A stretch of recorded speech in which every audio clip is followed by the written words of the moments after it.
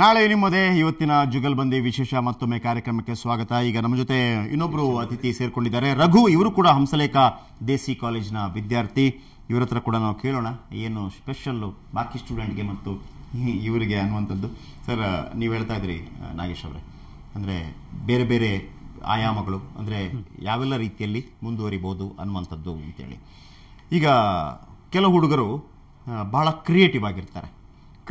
Creative ಆದ ತಕ್ಷಣ ಅವ ಸೈನ್ಸ್ ತಗೊಂಡು ಅಥವಾ ನಾಳೆ ಇಂಜಿನಿಯರೋ ಡಾಕ್ಟರ್ ಆಗೋಕ್ಕಾಗೋದಿಲ್ಲ. ಆದರೆ ಕ್ರಿಯೇಟಿವಿಟಿಗೆ ಈಗ ಎಷ್ಟು ಮಾರ್ಕೆಟ್ ಇದೆ ಅಂತ ಎಲ್ರಿಗೂ ಗೊತ್ತಿರುವಂಥ ವಿಚಾರ. ಹಂಸಲೇಖ ಅವರು ಹೇಳ್ತಾ ಇದ್ರು, ಕ್ರಿಯೇಟಿವಿಟಿಗೆ ಒಂದು ಶಿಸ್ತು ತರೋದು, ಎಸ್, ಅದೊಂದು ಸಕ್ಸಸ್ ಫಾರ್ಮುಲಾ ಅನ್ನುವಂಥದ್ದು. ಆ ಕ್ರಿಯೇಟಿವಿಟಿಗೆ ಒಬ್ಬ ಸಾಧಾರಣ ಮಾರ್ಕ್ ಪಡ್ಕೊಂಡವ, ಬಹಳ ಕ್ರಿಯೇಟಿವಿಟಿ ಅಂದರೆ ಬಹಳ ಅದ್ಭುತವಾಗಿ ಚಿತ್ರ ಬರೀಬಲ್ಲ, ಬಹಳ ಅದ್ಭುತವಾದಂಥ ಅಕ್ಷರವನ್ನು ಜೋಡಿಸ್ಕೊಂಡು ಬರೀಬಲ್ಲ. ಇನ್ನು ಕೆಲವರು ಬಹಳ ಸುಂದರವಾಗಿ ಕಲ್ಪಿಸ್ಕೊಳ್ಬಲ್ರು, ಯಾವುದಾದ್ರೂ ಒಂದು ವಿಚಾರವನ್ನು, ಕತೆ ಬರೆಯೋದಲ್ಲ, ಕಲ್ಪಿಸ್ಕೊಳ್ಬಲ್ರು. ಇನ್ನು ಕೆಲವರು ಬಹಳ ಸುಂದರವಾಗಿ ಬರೆಯಬಲ್ಲರು. ಇಂಥವರಿಗೆಲ್ಲ ಹೇಗೆ ಅಂತ? ಕ್ರಿಯೇಟಿವಿಟಿ ಅಂದ್ರೆ ಅಷ್ಟು ಮಾತ್ರ ಆಗೋದಿಲ್ಲ. ಏನೋ ಚಿತ್ರ ಬರೆಯೋದಾಗ್ಲಿ, ಲೇಖನ ಬರೆಯೋದಾಗ್ಲಿ, ಹಾಡು ಹೇಳೋದಾಗ್ಲಿ ಅಷ್ಟೇ ಆಗೋದಿಲ್ಲ. ಕೆಲವರಿಗೆ ಏನೂ ಸೌಕರ್ಯಗಳಿರಲ್ಲ, ಆದ್ರೂ ಜೀವನದಲ್ಲಿ ಮೇಲೆ ಬರ್ತಾರೆ. ಕಾರಣ ಏನು ಅಂದ್ರೆ ಅವ್ರ ಸೌಕರ್ಯ ಇಲ್ಲ ಅಂತ ಯೋಚನೆ ಮಾಡೋದಿಲ್ಲ. ಏನೇನು ಸಿಗತ್ತೆ ಎಲ್ಲ ಬಳಸ್ಕೋತಾರೆ. ಏನು ಸಿಗತ್ತೆ ಅದನ್ನ ಬಳಸ್ಕೊಂಡು ಏನಾದ್ರೂ ಹೊಸದನ್ನ ಮಾಡೋದಿದೆಯಲ್ಲ, ಅದು ನಿಜವಾದ ಕ್ರಿಯೇಟಿವಿಟಿ. ಸೊ ಅಂತವ್ರು ಏನಾಗ್ತಾರೆ ಅಂದ್ರೆ ಜೀವನದಲ್ಲಿ ತುಂಬಾ ಚೆನ್ನಾಗಿ ಮೇಲೆ ಬರ್ತಾರೆ. ಅದ್ರ ಜೊತೆಗೆ ಮತ್ತೊಂದು, ಈಗ ಒಬ್ಬ ಟೈಲರ್ ಇರ್ಬೋದು, ಎಲ್ಲ ಕಡೆ ಟೈಲರ್ ಇರ್ತಾರೆ, ಆದ್ರೆ ಒಬ್ಬನ ಕಡೆ ಮಾತ್ರ ಜಾಸ್ತಿ ಕಸ್ಟಮರ್ ಹೋಗ್ತಾ ಇರ್ತಾರೆ. ಯಾಕೆಂದ್ರೆ ಅಲ್ಲಿ ಆ ಬಟ್ಟೆ ಕಟ್ ಮಾಡ್ತಾನಲ್ಲ, ಅವನ ಸ್ಕಿಲ್ ಅದು.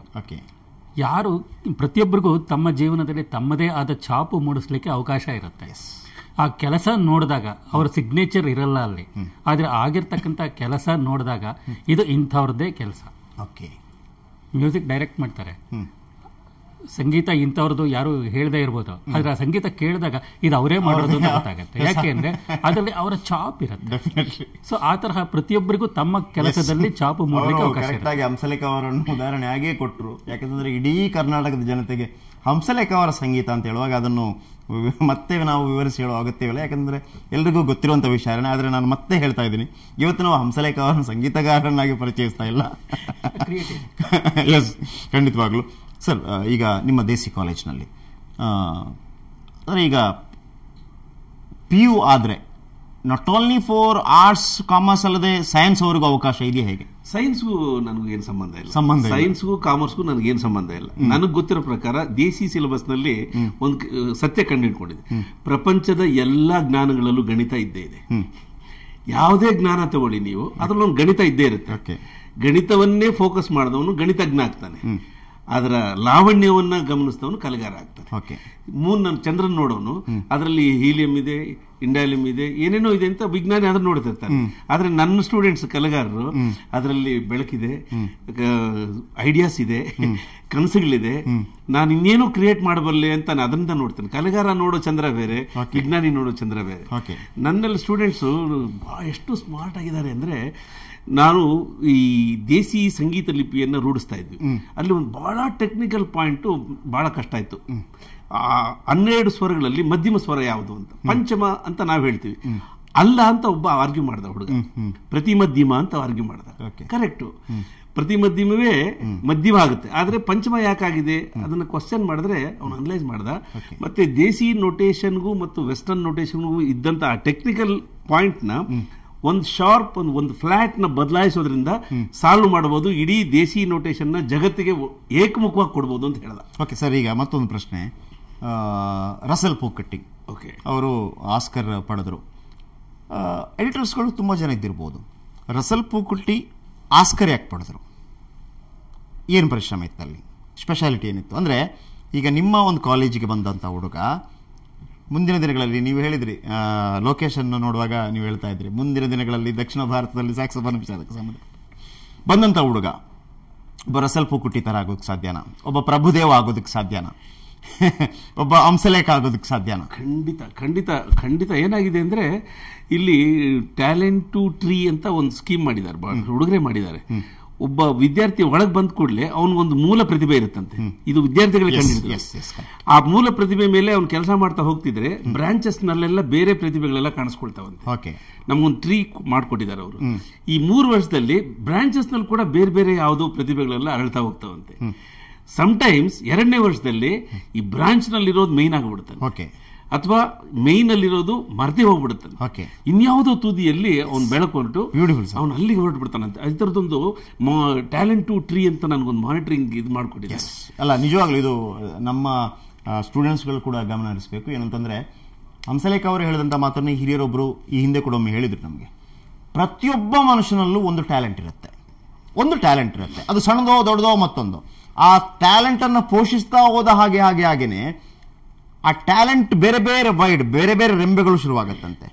ಆ ರೆಂಬೆಗಳ ಮುಖಾಂತರ ಅದು ಇದಕ್ಕಿಂತಲೂ ಅತ್ಯುನ್ನತವಾದಂತಹ ಮತ್ತೊಂದು ಟ್ಯಾಲೆಂಟ್ ಅನ್ನ ಪರಿಚಯಿಸಿಕೊಳ್ತದೆ.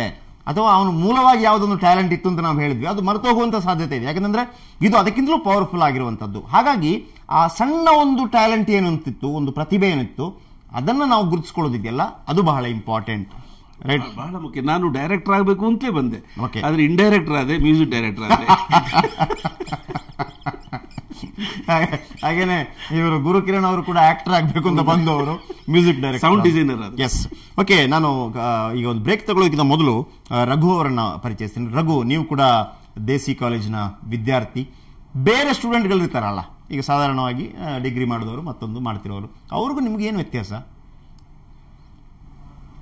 ಅವ್ರಿಗೂ ನಮಗೂ ವ್ಯತ್ಯಾಸ ಅಂತ ತಗೊಂಡ್ರೆ, ಇವಾಗ ನಮ್ಮ ಕಾಲೇಜನ್ನ ಹೋಲಿಸಿದ್ರೆ, ಈಗ ನಮ್ಮ ಕಾಲೇಜ್ನಲ್ಲಿ ಎಲ್ಲ ರೀತಿಯ ವಿದ್ಯಾರ್ಥಿಗಳಿದ್ದಾರೆ. ಆವಾಗಲೇ ಹೇಳಿದಂಗೆ ಸಿನಿಮಾಟೋಗ್ರಫಿ ಸ್ಟೂಡೆಂಟ್ಸ್ ಇದ್ದಾರೆ, ಮ್ಯೂಸಿಕ್ ಸ್ಟೂಡೆಂಟ್ಸ್ ಇದ್ದಾರೆ, ಥಿಯೇಟರ್ ಸ್ಟೂಡೆಂಟ್ಸ್ ಇದ್ದಾರೆ, ಆಕ್ಟಿಂಗ್ ಸ್ಟೂಡೆಂಟ್ಸ್ ಇದ್ದಾರೆ.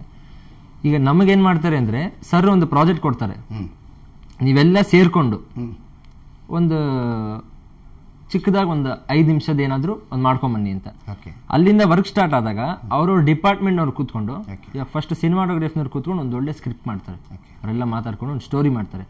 ಸ್ಟೋರಿ ಎಲ್ಲ ಆದ್ಮೇಲೆ ಇದನ್ನ ಕ್ಯಾಮ್ರಾ ಸ್ಟೂಡೆಂಟ್ಸ್ ಎಲ್ಲ ಅಬ್ಸರ್ವ್ ಮಾಡ್ತಾ ಇರ್ತಾರೆ. ಅವರ ಸ್ಕ್ರಿಪ್ಟ್ ಫೈನಲ್ ಆಗ್ತಿದ್ದಂಗೆ ಇವ್ರು ಲೆಕ್ಕ ಹಾಕೊಂತಾ ಇರ್ತಾರೆ, ಯಾವ ರೀತಿ ನಾವು ಶೂಟ್ ಮಾಡೋಣ, ಡಿಸ್ಕಸ್ ಮಾಡ್ತಾರೆ. ಈ ಡಿಸ್ಕಷನ್ ಮುಂದ್ಮೇಲೆ ಶೂಟಿಂಗ್ ಮಾಡ್ತಾರೆ. ಶೂಟಿಂಗ್ ಮಾಡಿದ್ಮೇಲೆ ಮ್ಯೂಸಿಕ್ ಸ್ಟೂಡೆಂಟ್ಸ್ ನಾವು ಬರ್ತೀವಿ.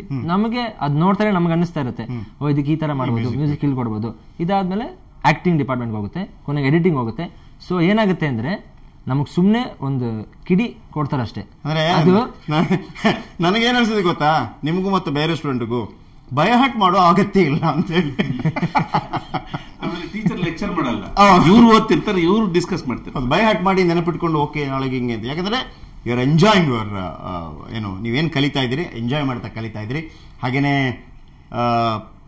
ಹಂಸಲೇಖ ಅವರು ಹೇಳಿದ್ರು, ಈ ಫಿಲ್ಮ್ ಇಂಡಸ್ಟ್ರಿ ಅಥವಾ ಈ ಮೀಡಿಯಾ ಇಂಡಸ್ಟ್ರಿ ಎಷ್ಟು ವ್ಯಾಪಕವಾಗಿ ಬೆಳೀತಾ ಇರ್ತಂದ್ರೆ, ಪ್ರತಿಯೊಬ್ಬರು ಕೂಡ ಒಂದು ಹಾಡು ಗುನುಗುಣಿಸದಿರುವಂಥವ್ರು ಯಾರಾದ್ರೂ ಇದ್ದಾರಾ?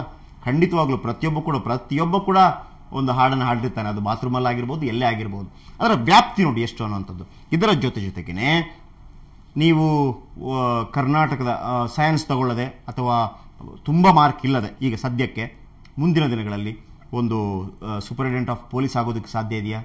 ಅಥವಾ ಚೀಫ್ ಸೆಕ್ರೆಟರಿ, ಕರ್ನಾಟಕದ ಚೀಫ್ ಸೆಕ್ರೆಟರಿ ಆಗೋದಕ್ಕೆ ಸಾಧ್ಯ ಇದೆಯಾ? ಸಾಧ್ಯ ಇದೆ.